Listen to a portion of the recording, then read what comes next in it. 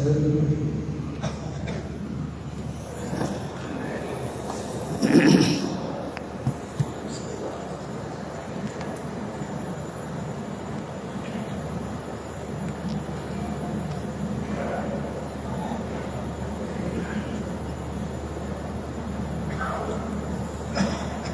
رب يسر ولا تعسر وتمم بالخير। Telephone নিয়ে বসে যান, এবার টেলিফোন দেখা ঠিক না, বুঝেই না, কেউ সাথে বলেন তা। মসজিদের মধ্যে টেলিফোনগুলো বন্ধ রাখলেই ভালো।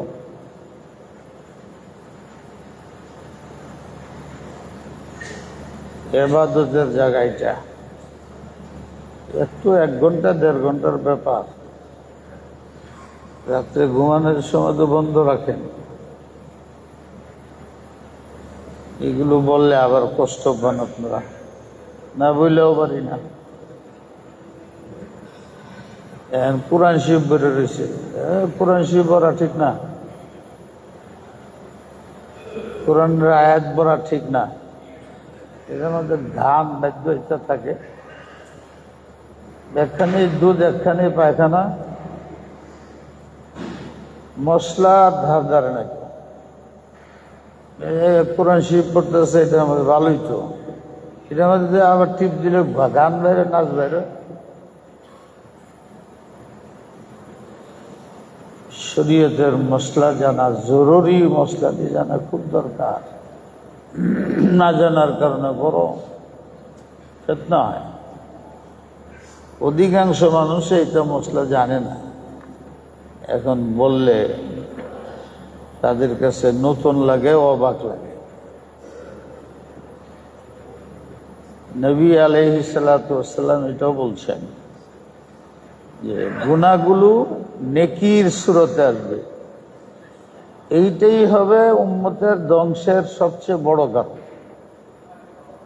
কারণ উম্মত এটাকে নেকি মনে করে করবে। অনেকে একটা কথা বলে, মশহুর আছে আমাদের ইসলামী পরিবেশে, যারা বেদাত করে এদের তওবা নসিব হয় না। শোনা যাইতেছে? একটা কথা হলো তওবা আল্লাহ কবুল করেন না, এটা তো গলত কথা। আল্লাহ তো কাফেরের তওবা কবুল করে। তওবা কবুল করেন না এই কথাটা গলত। আল্লাহ বারবার তওবার আহ্বান করে, 100 বার তওবা করো, ওই গুনাহটা আবার করো, তো আবার তওবা করো। এমন দয়ালু আল্লাহ। এই কথাটা এইরকম আছে সমাজে, যারা বেদাত করে তাদের তওবা নসিব হয় না, কারণ তারা নিজেরাই করে না।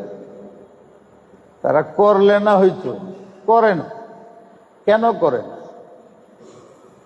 সে ওই বেদাতি কাজটাকে নেকির কাজ মনে করে। ওরা আপনি গালি দেন, কিছু হবে না, ধমক দেন, কিছু হবে না, মার দেন, কিছু হবে না। শুনতেছে তো এখন, আবার কি হইল?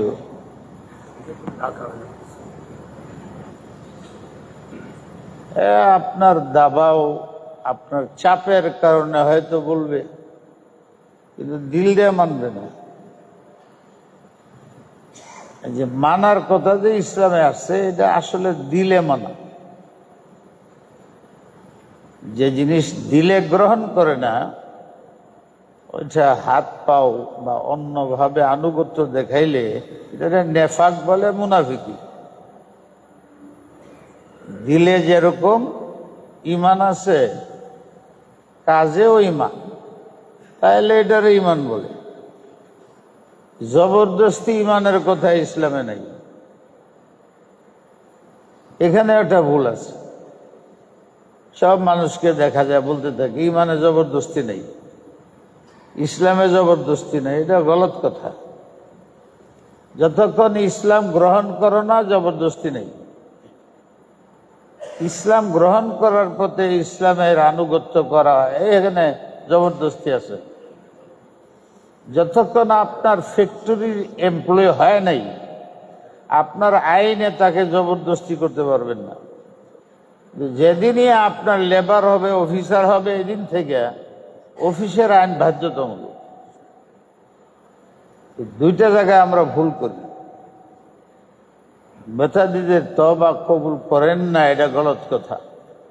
কাফেরদের তওবা আল্লাহ কবুল করেন। তো মুসলমানের তো প্রশ্নই নেই। হ্যাঁ, বেদাত যারা করে এদের তওবা নসিব হয় না, ভাগ্যে ঝুটে না। কেন? সে তওবা করে তো গুনার থেকে। হে তো যে কাজটা করতেছে গুনাহ মনে করে না, হ্যাঁ কেন তওবা করবে? আপনি নামাজকে নেকির কাজ মনে করেন, আপনারা পিটাইলে আপনি ছেড়ে দিবেন? আল্লাহ জানে আমাদের কি হয়। গাজার অবস্থা তো শুনতেই আছে।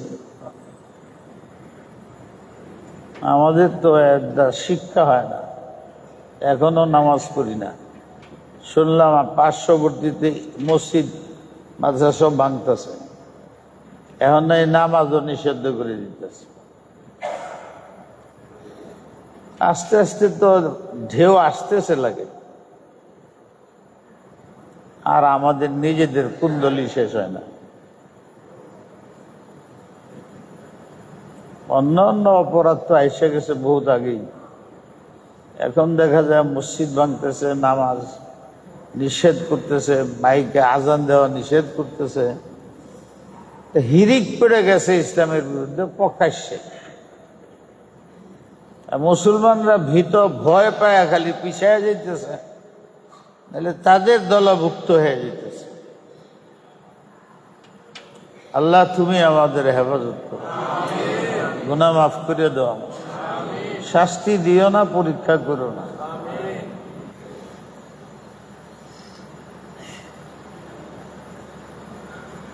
ফোনের উপরে কথা বলতে যে আমি এটি বললাম। এখন আমার বাসাও বসে থাকে, অনেক কিছু বলি না, কারণ তারা ব্যারিস্টার, বুদ্ধিমান, জ্ঞানী, সাংবাদিক, ফলনা দলনা, বহু নলেজ তাদের। আমার তো সেই নলেজ নেই। আলেম নামটা শুনলেই তারে মনে করো মূর্খ, নলেজহীন। কিন্তু এটা ঠিকই বুঝে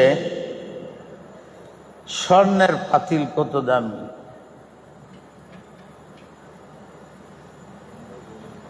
রাত্রেবেলা এটার মধ্যে পায়খানা করে, পেশাব করে, বাইরেতে ভয় পায়। সকালে এটা আবার সাফসুফ করে আতর দেয়া, পরিষ্কার করে এটার মধ্যে খানা খায়, ভাত খায়।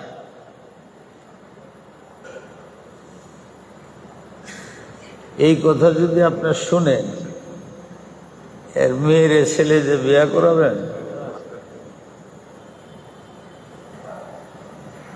এর ছেলের কাছে আপনার মেয়ে বিয়ে দিবেন, কি অসুবিধা কি?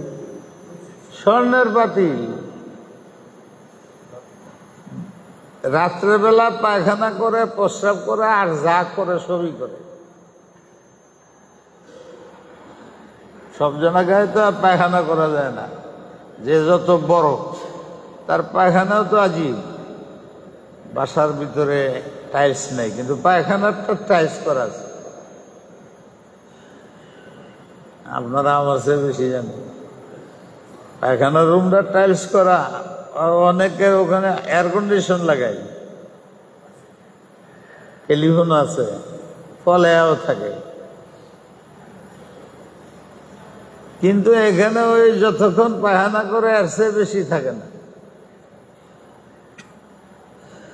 দুনিয়াটা এরকম, দেখতে সুন্দর, মন লাগাইতে নেই।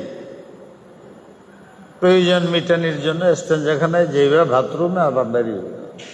পৃথিবীটা মরিচিকা, তোমার জন্য ইস্তেঞ্জা খানা, প্রয়োজন সারো, বসে থেকো না। বোঝার চেষ্টা করো, আমি জ্ঞান দিছি বুঝবার জন্য, দুষ্টামি করার জন্য না।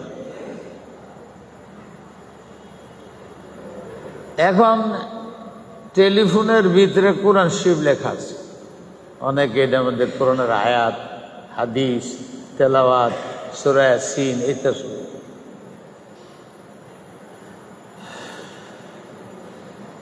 সহজ, গাড়িতে বসে বিভিন্ন জায়গায় যাওয়ার সময় ইত্যাদি এখানে বসে তেলাওয়াত করা যায়। আমি হারাম করতেছি না, আমি বলতেছি তাইলে এই ফোন থেকে গান বাদ্য যা আছে সব সরাই দেয়, টিপ দিলে যেন কোনো গান মেয়ে হারাম কিছু প্রকাশ না পায়, এরকম কোনো ব্যবস্থা নেন, করেন। এভাবে রাখবেন না। এটা কোরআন শরীফের যেমন গেলাপ লাগে, এটার গেলাপ লাগান। যে ঘরে টেলিভিশন থাকে ওই ঘরে এটা রাখবেন না। এইভাবে আপনি ফালাইয়া রাখবেন না। সম্মান করেন, সম্মান। তাহলে কোরআন শরীফ পড়া, মাথার তাজ কোরআন শরীফ, এটা ফালাইয়া রাখছেন কেন? পড়ার পরে চুমা টুমা দিয়া গলাত লটকায় রাখেন। এই পকেটে রাখলে পরে যাইতে পারে, তাহলে ব্যবস্থা করুন। এই পকেটে রাখবেন না।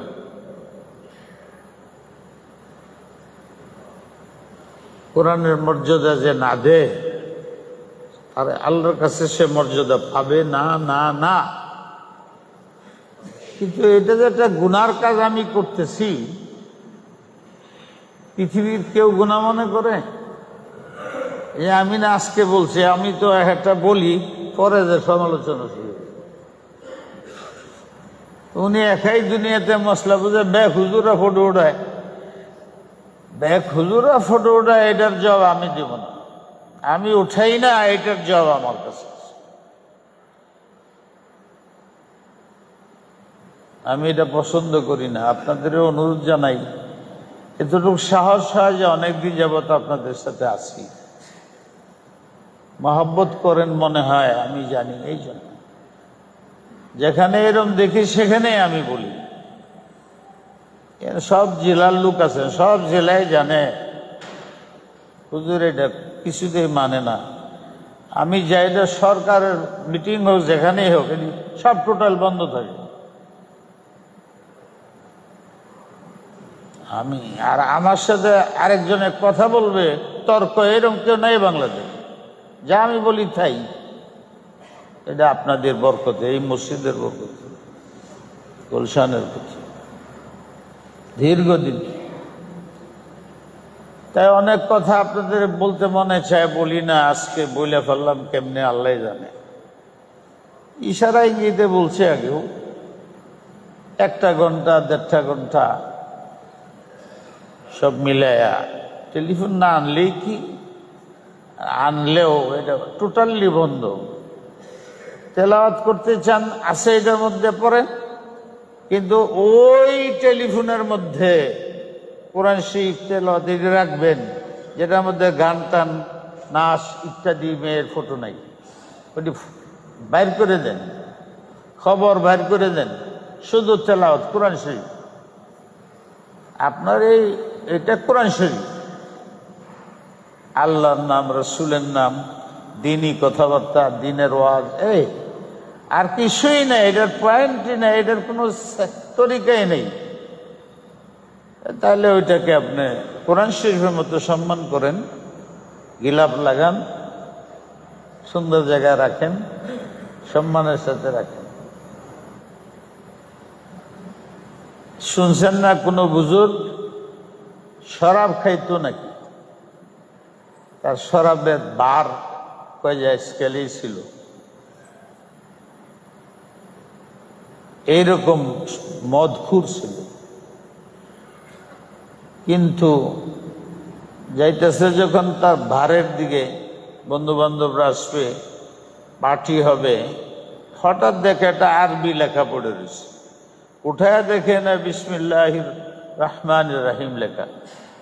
তো উনি ওনার ব্যবসা ভারে না যায় এটা নিয়ে বাসাত ফিরে আসছে। এরকম মানুষও আল্লাহ আছে। আল্লাহ কোনো নেক কাজের কারণে কোনো বান্দাকে সাহায্যও করে।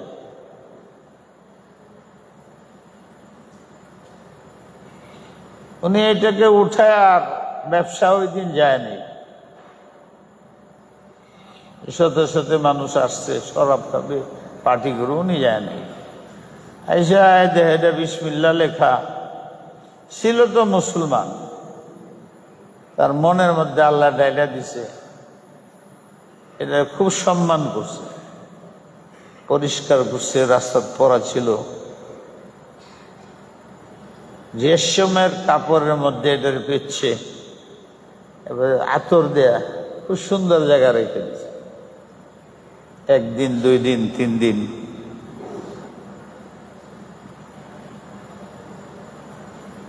পড়ে গেছে দোকানে বা তার বার সমিতিতে, মদ খেয়ে বেহুশ হয়ে গেছে। এমন সময় এখন ফেরেশতা আসলো না কেডা আল্লাহ জানে, আল্লাহর কুদরত তো আল্লাহ। আয়েশা বলছে, কেউ বলে হযরত হাসানের স্ত্রী, মিলে না, তারিখে মিলে না। আয়েশা বলছে যে এইখানের মালিক যে তারে ডাকো, সে তো মদ খাইছে, বেহুশ হয়ে পড়ে আছে। ঠিক আছে, আমি আমার একটু বসতে জায়গা দাও। সে যখন হুশ আসে আমার কথা বলি, মনে হয় পরিচিত মানুষই হবে, সে তাই করা হয়েছে। এটা শুনে আজ একজন লোক আছে এরকম দাড়িওয়ালা, টুপিওয়ালা, আমার এখানে কেড়ে আসবে। তার দিলের মধ্যে কি জানি এক ভাব সৃষ্টি হইতেছে, তাড়াতাড়ি করে আমার গোসল করা। গোসল করছে, গোসল টোসল করে আতর টাতর লাগায় সুন্দরভাবে যে হুজুরের সামনে গেছে। হুজুরের সামনে গেলে হুজুর কি জিগাবে? উনি জিগায়, এই বিগত 3 দিনের মধ্যে কোনো ভালো কাজ, কোনো নেক কাজ করছিল নাকি তুমি? এমন তো নেক কাজ করি নেই, নামাজি পড়ি নেই, কি নেক কাজ করবো?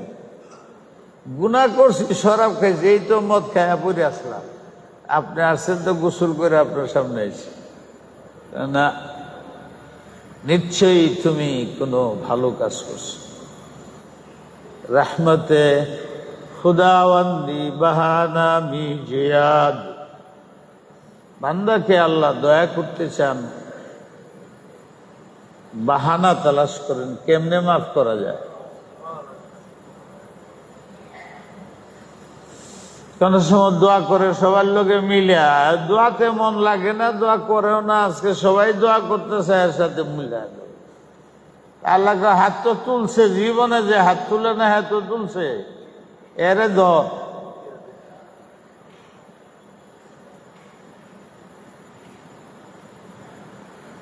না আমি কোনো নেক কাজ করিনি, না বলো নিশ্চয়ই করছো, নিশ্চয়ই করছো।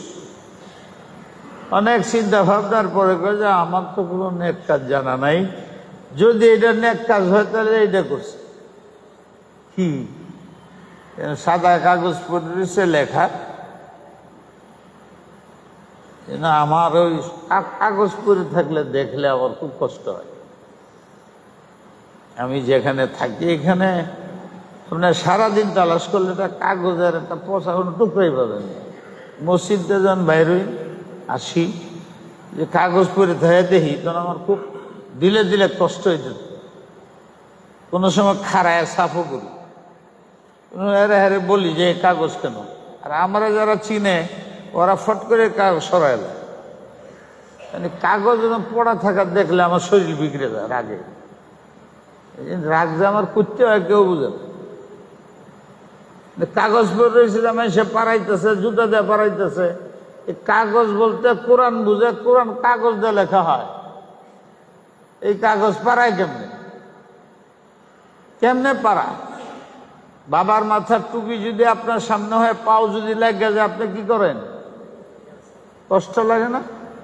তো কোরআন যে কাগজ দিয়ে লেখা হয়েছে, এই কাগজ দিয়ে আপনি পাড়াইতেছেন, পেশাব করতেছেন। বুদ্ধি বিবেচনা একটু গভীর করেন, সরসরি না। আপনি তো বাবায় বালিশ মাথায় দেয়, পাও দেন না, এটা অপমান লাগে। যে কাগজ দিয়ে কোরআন লেখে, এটা পারান কেমনে? বিসমিল্লাহ পড়ে থাকতে পারে, লেখা থাকে। মসজিদগুলোর মধ্যে কোরআন শরীফ রাখে, সুন্দর জায়গা নাই, পচা 10 বছর 20 বছরের কোরআন শরীফ রাখা, পয়সা গেছে, পড়ানি যায় না, খুললে ছিঁড়ে ছিঁড়ে পড়তে থাকে। আবার ঝাড়ু দেয়, ঝাড়ু দেয়া ময়লা এবং কোরআনের আয়াত সব একসাথে না ডাস্টবিনে ফেলায়।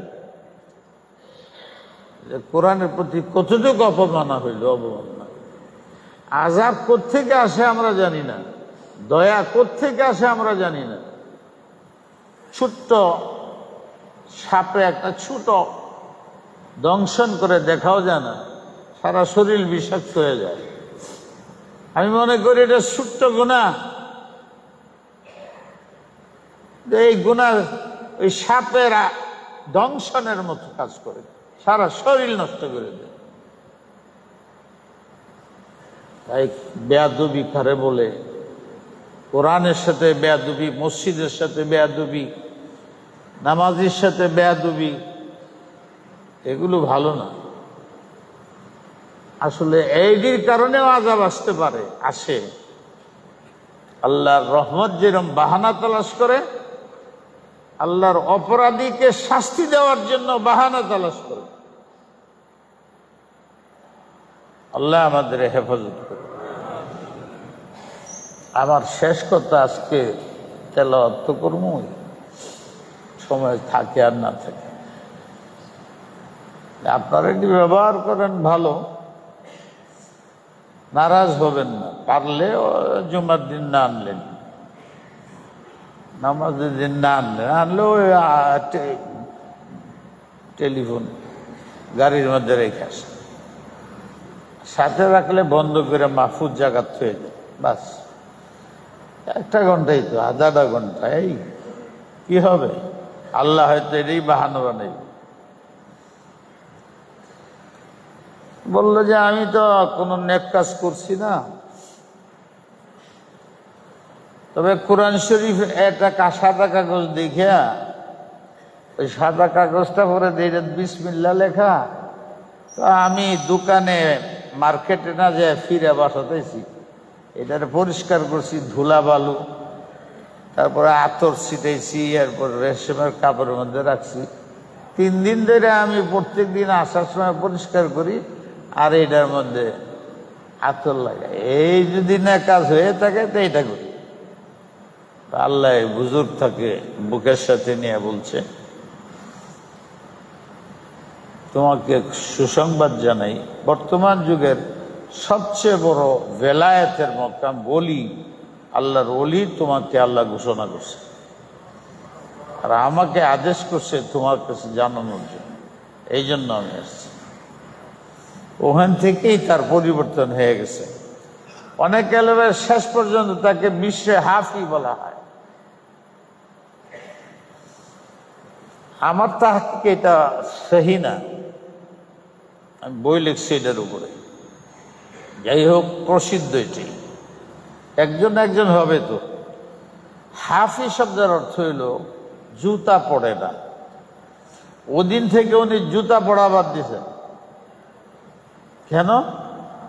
যে কোরআন শরীফের আয়াত পড়ে থাকে রাস্তায়, পাও যদি ওইটার উপরে পড়ে যায়, জুতা কাকে আদব বলে? জুতা পরেন। তার লকব হয়ে গেছে বিশরে হাফি, খালি পায়ে হাঁটে। আমাদের হযরত কাসেম নানতবী রহমতুল্লাহ যে দেওবন্দের ছিলেন, উনিও মক্কা মদিনায় জুতা পাও দিতেন না, আর দেশেও কালো জুতা পাও দিতেন না। কেন? যে মদিনা মক্কা শরীফের যে গেলাপটা কালা কালা লাগে। জীবনে উনি জিদ্দায় নেমে আর জুতা পাও দিতেন না, পাও পুড়ে যেত। আর কালো জুতা জীবনেও পড়ত।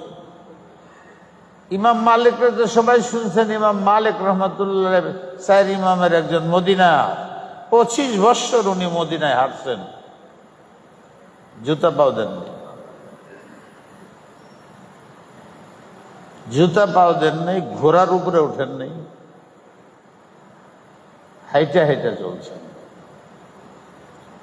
ইমাম আবু হানিফা ওখানে গেছেন, গেলে বেশির বেশি 5 দিন 4 দিন 10 দিন থাকতেন, এর বেশি থাকতেন না।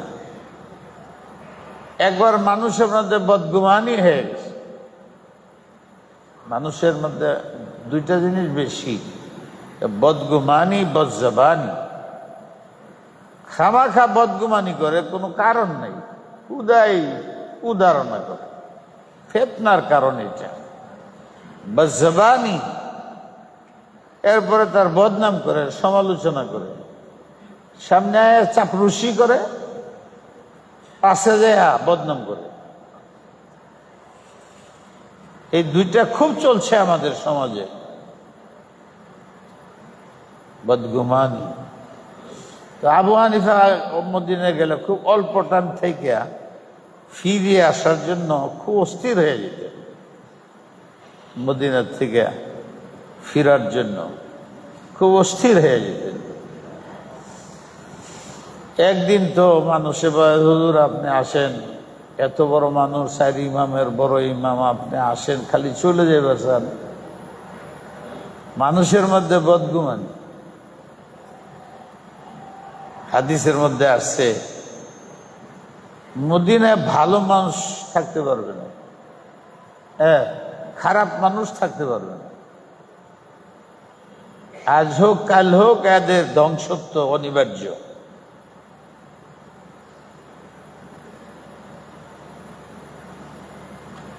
মদিনায় মন ঠিকে না, এটা কারা? পৃথিবীর শ্রেষ্ঠ জায়গা 2টা, কিন্তু আল্লাহর মানুষের স্বভাব, মক্কা আর মদিনার যে জায়গাটার মধ্যে বাবা থাকে মা থাকে, মক্কা থাকে তো মক্কা যেতে মনে চায়, মা বাপ যদি মদিনা থাকে, বিবি মদিনাতে, মদিনা যাবার মনে চায়। মুহাম্মদুর রাসূলুল্লাহ সাল্লাল্লাহু আলাইহি ওয়াসাল্লাম ওইখানে মদফুন আছেন। অধিকাংশ কোরআন মদিনায় নাযিল হয়েছে। মদিনার থেকে সারা বিশ্বে কোরআন গেছে। আবার একটা সময় আসবে সারা বিশ্বে ইসলাম, কোরআন থাকবে না, মদিনায় থাকবে। এই মুসলমানদের মনে আজীব এক চাহিদা আছে, বিশেষ করে বড় বড় আশেকরা, আল্লাহর আশেকরা, আল্লাহর প্রেমিকরা, এরা সব জমা হয় মদিনায়। মদিনায় বেশি থাকতে চায়। তাদের সময় আবদাল আছে একদল, এরা সব মক্কায় আসে, আর বাকি সময়ে সারা বছর মদিনায় কাটায়। ভাগ্য গুণে অনেকেই আবদালরা দেখতে পারে, তাদের কিছু আলামত আছে, তো সব মদিনায় ঘিরে থাকে।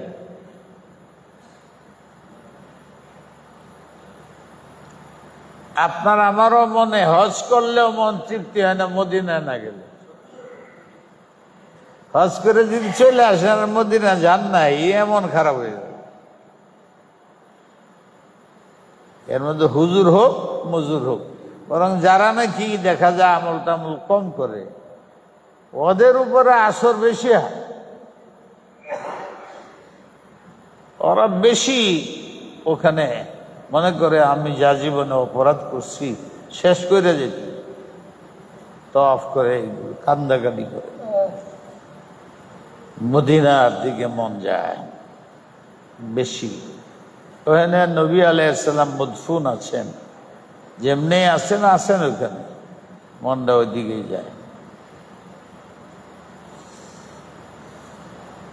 বিশরে হাফি কোরআন শরীফের আবু হানিফার কথা বলতেছিলাম, তো ওনারা যা বলছে মানুষে আপনার বদনাম করে, এনে আসলে যাইবার জন্য পাগল হয়ে যান, এনে তো মানুষ থাকতে চায়।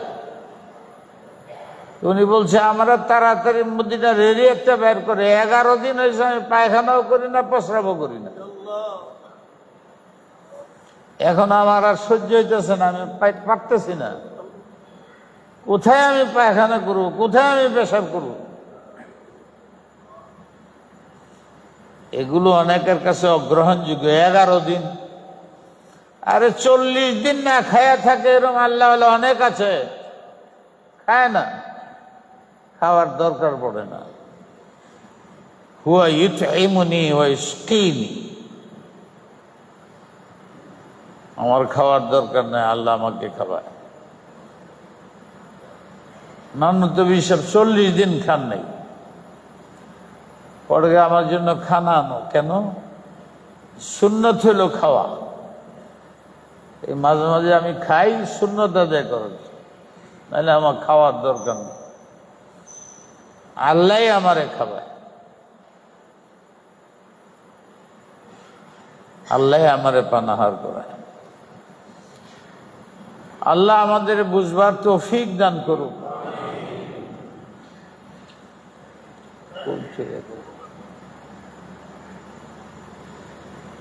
কোন আয়াত থেকে বললেন?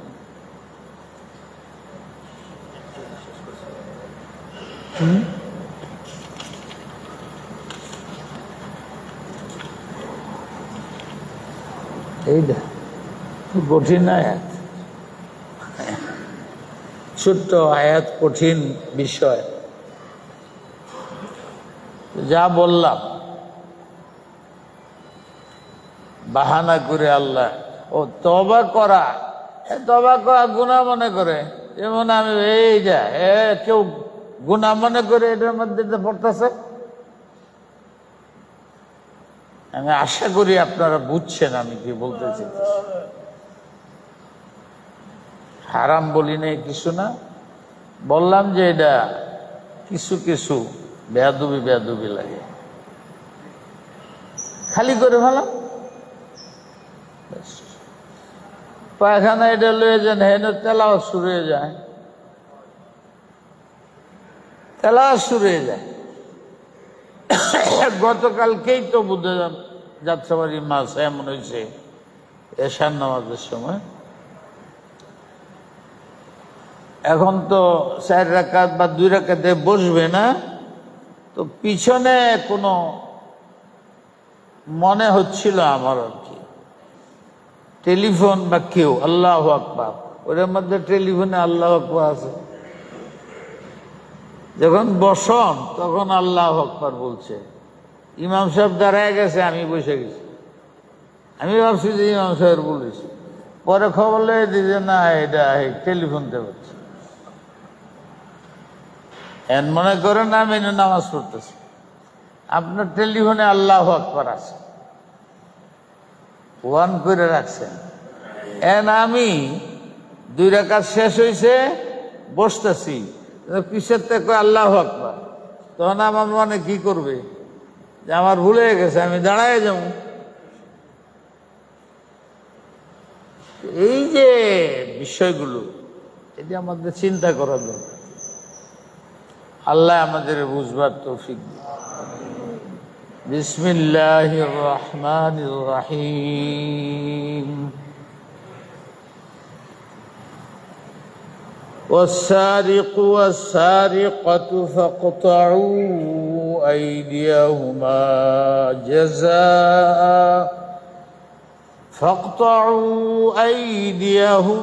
جزاء بما كسبا نكالا من الله والله عزيز حكيم فمن تاب من بعد ظلمه وأصلح فإن الله يتوب عليه إن الله غفور رحيم ألم تعلم أن الله له ملك السماوات والأرض يعذب من يشاء ويغفر لمن يشاء والله على كل شيء قدير।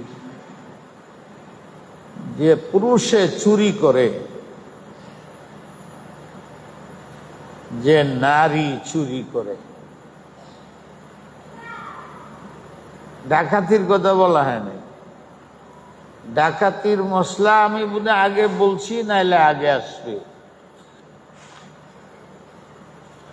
আসবে ভাবছি। ডাকাতির শাস্তি ভিন্ন। ডাকাতের অনেক তরিকা আছে। ডাকাতি করলো, মালও নিল, লোকটারে মেরে ফেললো, তাহলে ফাঁসি।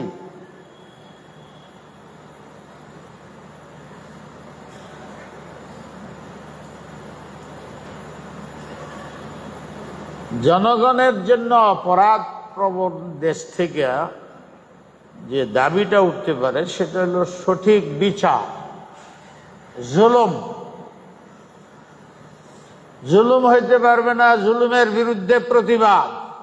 প্রতিবাদের শব্দ যেন আক্রমণজনক না হয়, গ্রহণযোগ্যতা পায় এমন শব্দ, শালীন ভাষায়, অশালীন ভাষায় নয়। প্রতিবাদ, বিচার চাই, এটা হইতে পারে। ফাঁসি চাই, এটা হইতে পারে না। ফাঁসি চাইলে তো আপনি বিচার করে বলছেন। বিচার তো আপনার হাতে না, বিচার হইল আদালত।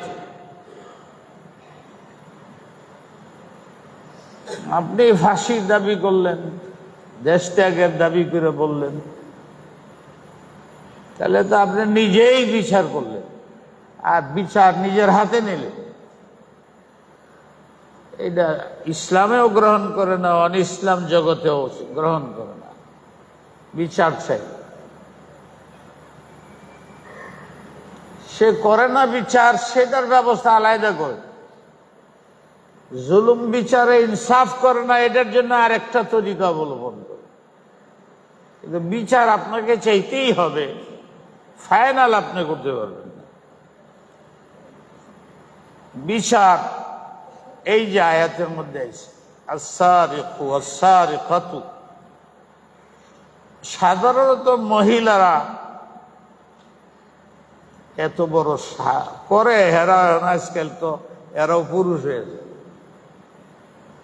কিন্তু স্বভাবগত ভাবে পুরুষরা তো কামাই করতে পারে, অর্জন করতে পারে, মহিলারা পারে না। যদি এখন মহিলারাই বেশি পারে, কিন্তু আল্লাহর দৃষ্টিতে, আল্লাহর আইনে মহিলারা ব্যবসা বাণিজ্যে এত আগাইতে পারে না। তাদের ঘরের কাজ করতে হয়, তারা ইউনিভার্সিটি, সন্তানকে মানুষ বানাইতে অনেক কাজ। এগুলো গেলে আমরা মোল্লা কয়ে খালি গালি দেয়, একটা বড় অংশকে তারা বাধা দেয়। বাধা দেয় না, শরীয়ত সম্মতভাবে যা ইচ্ছা ব্যবসা সব করো,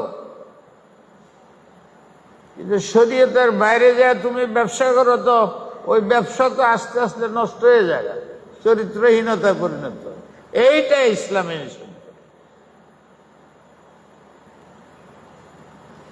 মেয়ের নাম তো কোনো সময় কোরআনে বিশেষ করে এরকম শিগা শব্দ ব্যবহার করে না, এনে করছে করে আসার পুরুষকে 1 নম্বরে রেখে মেয়েকে 2 নম্বরে রাখছে। ওলামারা লেখেন এই জন্য যে মেয়েরা সাধারণত চুরি ডাকাতির মধ্যে যায় না, শক্তিও নাই, এরপরে উপার্জন করার তাদের দায়িত্ব না, স্বামী করে। এই জন্য আল্লাহ পাক পুরুষের কথা আগে এনে বলছেন, যে চুরি করে এটা যে কত খারাপ এটা আর বলতে হইব না আমার। আর যে মহিলা চুরি করে, ইসলামের বিধান ফাকতাউ আইদিয়াহুমা, আর ডাইন হাত কেটে দাও, ডাইন হাত। আবার করলে বাম পাও কেটে দাও। এই ভয়ে এখনো পৃথিবীর মধ্যে সবচেয়ে চুরি কম হয় সৌদি আরব। একটা দুইটা আইন আছে। একবার দেখছি পরিসংখ্যানে যেন 20 ভাগ চুরি হয়, যেখানে এভারেজ সারা ওয়ার্ল্ডে 65 ভাগ চুরি হয়, 60-এর উপরে চুরি হয়। এনে নেই, মরে যান ভালো, কিন্তু হাত কাটা দিল, এটা নিয়ে বিবরি কেমনে মুখ দেখাবো, মানুষেরই কেমনে দেখাবো, ব্যবসায়ী কেমনে করবো, এটা বিশাল ব্যাপার। বেদিনরা ইসলামের এই আইনটা জারি করতে দেয় না। একবার জারি করো না, পরীক্ষামূলক একবার জারি করে দেখো। একটা হাট বাইতুল মুকাররমে বা গুলশানে ডাইগা, বড় সৌরদী উদ্যানে মিটিং ডাইগা 10 লাখ লোক জমা করলে লজায় হাত কাটার কথা কইলে মানুষ হইব। একবার হাত কেটে দেখো বাংলাদেশে, আর চুরি হইব। আপনার একটু হাউ গেলেন না, নাও গেলেন, সমর্থন করে?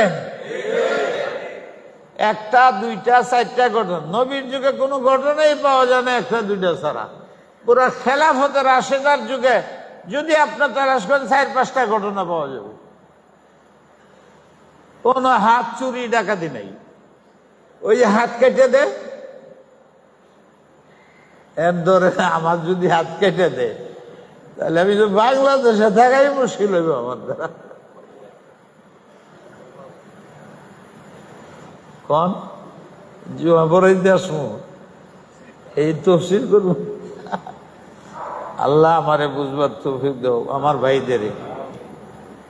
জাযাম বিমা কাসাবা, অপরাধের কারণে যা করছে সে, নাকালাম মিনাল্লাহ, হাতটি তুমি কাটবে।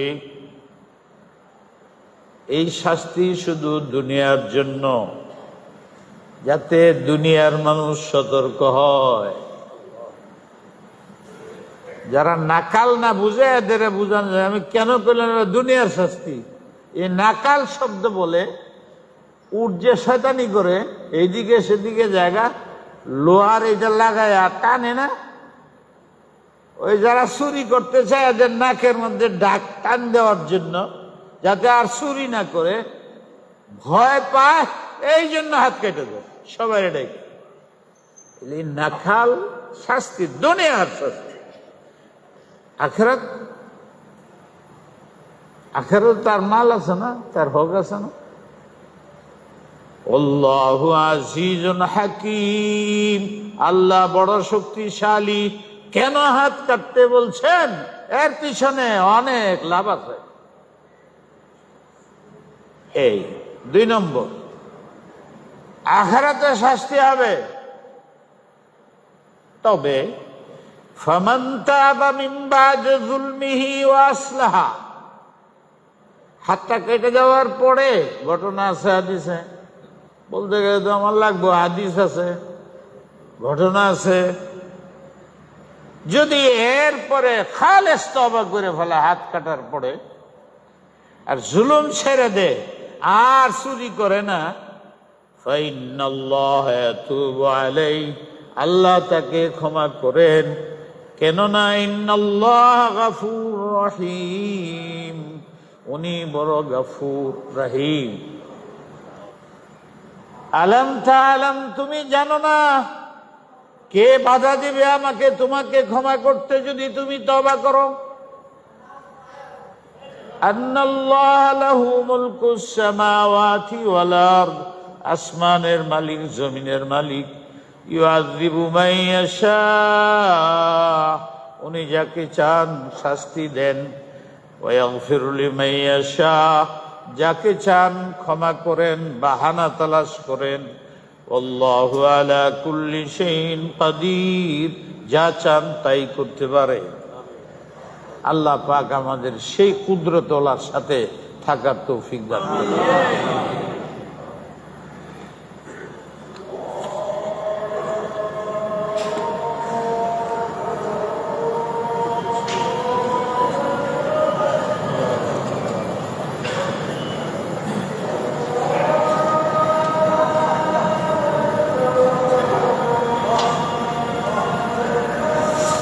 আল্লাহু আকবার, আল্লাহু আকবার, আল্লাহ।